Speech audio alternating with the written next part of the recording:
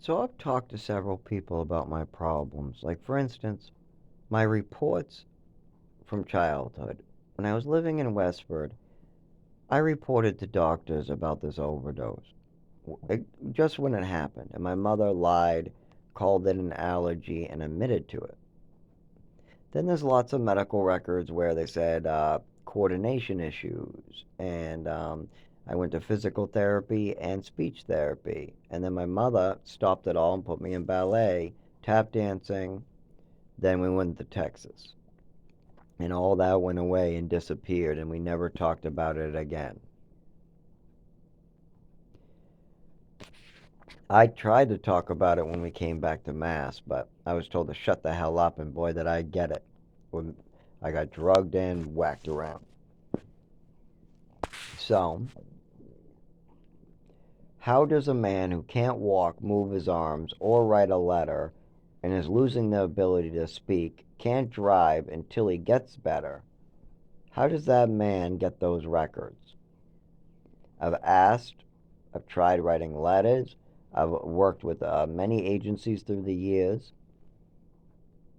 but the walls put in front of me by my mother and father, the fact that they don't want anybody to find out, the fact that they would rather me die than help me, that is getting in the way.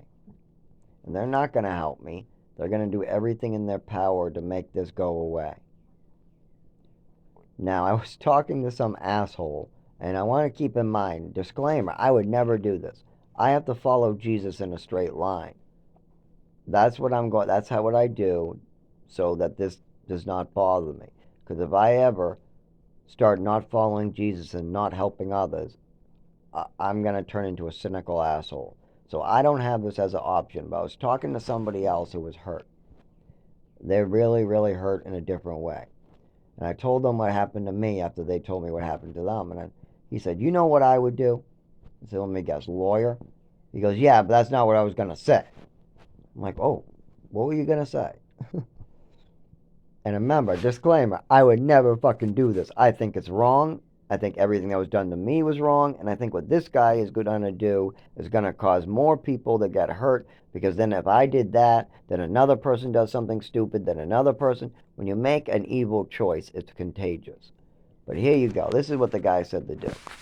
This moron told me what I should do is plant the bomb in one of the doctors from age 7. Go by memory and spend the next 2 years finding one of these doctors' offices. Plant the bomb that's not really a bomb, a gift, just a present or something that reads a bomb or something stupid. Then I should murder, if I do die, I should leave a note, like when I pass away, letting them know that if they track down my medical history and if they find the doctor that knows I was abused, they will stop the doctor from blowing up. And I was talking to him about this because we went back and forth about it. And I'm like, how would that work about this present you're talking about? Why would I do that? How would that do that? And then they would just arrest me. No, no, you do it after you die. Well, then I'm dead. Then I'm already dead. Nobody helps me. Yeah, but don't you want people to know why you died? Well, yes, I do. I don't want to die and people making up stories about me. That's one of my big concerns because I'm dying soon and I can't even fill out my last will and testament. I don't think I'm going to get buried right. I don't think my wishes will be honored. Well, this is how you get that. But I don't want to die. And he goes, okay, well, if you do got to die, you put this bomb present fake, it's not really a bomb, outside the doctor's window that you can track down from childhood that has these papers, right? I said, yes. There's a bunch of doctors before we moved to Texas that have some papers. They don't say I was abused, but they have a child, orphan, reporting that he was given a handful of meds and then he lost the ability to see, move. He couldn't, he was left on a pile of newspapers, he passed out. And not only that, it was described as lost all my senses. I couldn't feel, I couldn't speak, I couldn't see. All my senses went away but hearing. So I've described this during that time in a couple different ways. One as losing all my senses. Two, I described it as each symptom individually as the best of my ability at the age of 7, 8. But also we got other doctors seeing this, we got teachers seeing this. So we got a little bit of records I need, but it doesn't prove anything. And I'm thinking this as this guy, and I tell him, I'm like, hey, buddy, I don't think that that's going to help unless it's in a straight line. This guy just went off the rails. That's the problem. Talking to this guy was stupid because whenever you come up with an evil thought, it never works out. If it's not from Jesus, if that thought is not something Jesus would do, then it's going to get people hurt. That's simple. Whatever your bullshit is, whatever your bullshit game that you want to play is, if it's not a game that Jesus would play, you're getting people hurt most likely. Because you can't discriminate, meaning you think everybody is a certain way because they look a certain way. That's discrimination. If a guy has a backpack, has paint all over him, and is walking on the side of the road, that doesn't mean he's homeless. I saw a guy who I knew had a house, a wife, and he worked like a bitch as a painter. I was in the car with somebody else, and somebody was saying, look at that bum, bum, bum, bum. I didn't say anything, but I knew who that guy was, and I knew he was no bum. He had more money than the guy in the car. And that's the problem. We discriminate based upon looks. And then people get hurt, and we pretend like we're not discriminating. I'm not racist. I didn't discriminate, really. I told you my problems. I looked a certain way, and you got me hurt. I looked a certain way, and you based your bad decision on that. You looked at me, and you hurt me based upon the way I looked.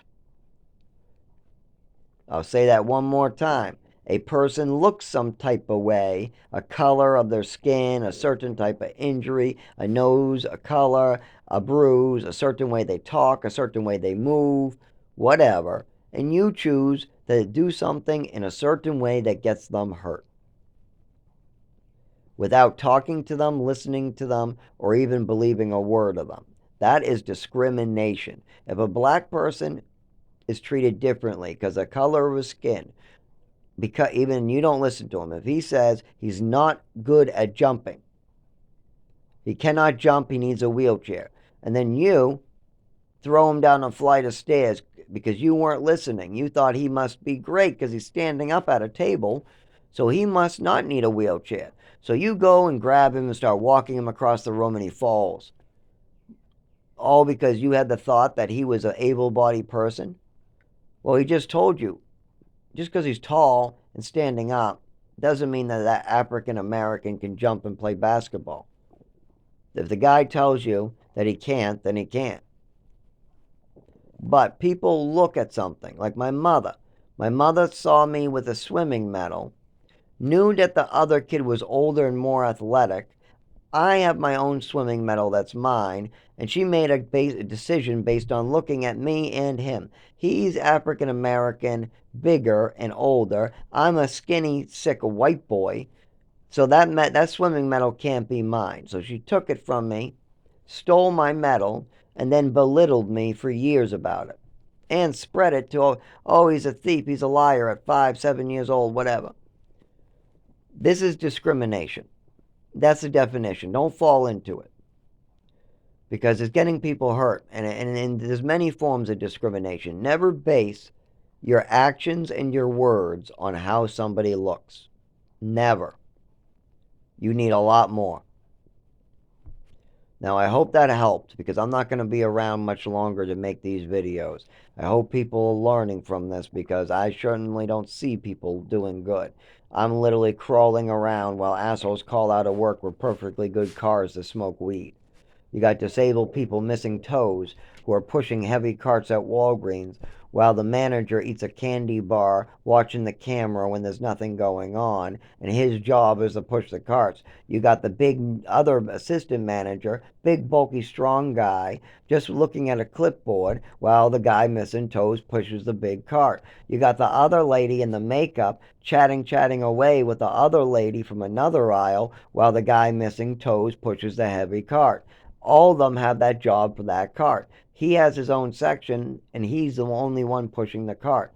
Everybody had the job of doing the bathroom. everybody had the job of pushing the cart. How did I know that? I worked at worked a school program there. I knew I was going to get treated shitty because I'm disabled, all drugged up on pills every morning. So I know I'm not going to, be the best treated person there. But that disabled guy who was in his 40s with diabetes, missing toes, who is not collecting Social Security because he is waiting and it's been a year and he's having trouble collecting, is working fucking hard, limping because he has no toes on his left foot, and then they removed his whole foot, and then they wouldn't let him work anymore. He said he was going to lose his place to live. That's wrong. That's wrong. And they're doing the same thing to me. They're doing the same thing to me. They're playing games at the hospital, playing games at the doctor's office. Meanwhile, I piss black, bleed into my testicle, fall down at work, get scars on my face, get scars on my eyebrow, and I had to figure out a whole life of fucking terrible shit that the doctors, the pharmaceutical companies, and my mother, father, and the state should have been more careful about. You don't do this to fucking people. A child might not know it's wrong, but you guys should have. I didn't know it was wrong, but you guys should have. They were these are professionals. I know better now. How did they not?